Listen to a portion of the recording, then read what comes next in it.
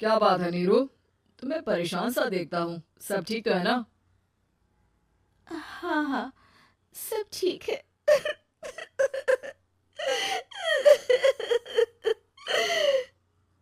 ये कहते कहते ही वो रोने लगती है। अरे क्या हो गया, रो क्यों रही हो?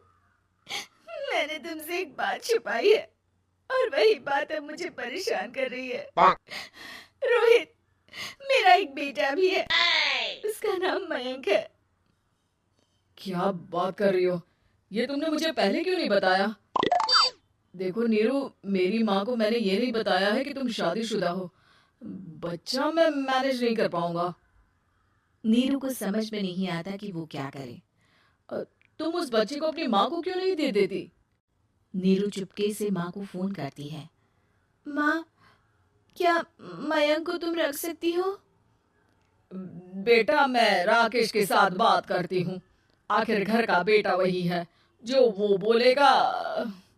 वैसे भी बेटा, तूने जो किया है ना, उसके बाद से पूरा घर तेरी बुराई कर रहा है। मैं भी अब किसी से तेरे लिए लड़ नहीं सकती।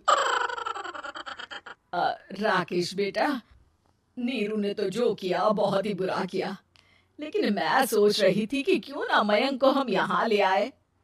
तभी वनीता बोल पड़ती है। वाह जी, ऐसे कैसे यहाँ ले आए? यहाँ क्या भंडारा भरा है? और जिस बच्ची की माँ ने नहीं सोचा, उसके लिए हम क्यों सोचे? नीरू को एक बार तो अपने बच्चे के बारे में सोचना चाहिए था ना। अरे लेकिन तेरे पास भी तो लड़का नहीं है ना वनीता? माँ, वनीता ठीक बोल रही है। कल को वो बड़ा होकर इसी घर का हिस्सा मांगेगा तो हम क्या करेंगे? माँ कहती भी तो क्या, वो चुप रह जाती है। वहीं नीरू का पहला पति कहता है। माँ, अगर आज भी वो वापस आ जाए तो मैं उसे माफ कर दूंगा। बेटा, गरीबी चीज ही ऐसी है, क्या करेगा। तू तो अब मयंक का सोच। वो बेचारा तो बिना माँ का हो गया।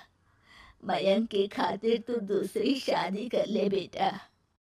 लोगों के लाख समझाने के बाद नीरू के पहले पति की शादी रिद्धि से हो जाती है, जिसके पहले पति से 2 बच्चे होते हैं। देखो जी, मैंने शादी सिर्फ बच्चे के खातिर की है। मैंने भी शादी सिर्फ बच्चों के खातिर की है। वहीं नीरू के दूसरे पति के मन में ये बात घर कर जाती है कि नीरू एक मासूम बच्चे को उसके खातिर छोड़ कर आई है। अब देखो नीरू, मुझे लगता है कि जो औरत अपनी कोख का बच्चा छोड़ सकती है, वो तो कुछ भी कर सकती है। कल को तुम्हें मुझसे अच्छा कोई मिल गया तो तुम तो मुझे भी बाय बाय कर दोगी ना? नीरू को अब उसका दूसरा पति ताने देना शुरू कर देता है। तंग आकर नीरू उसके यहाँ से भागकर अपने पहले पति के पास चली जाती है। लेकिन ससुराल में क्या लेने आई है नीरू, मयंक को?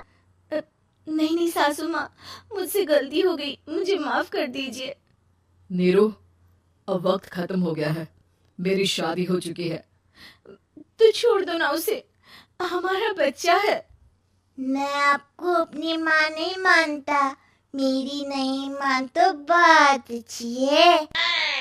नीरू मयंक की बात सुनकर समझ जाती है कि उसके पास अब न आसमान रहा, ना ही जमीन।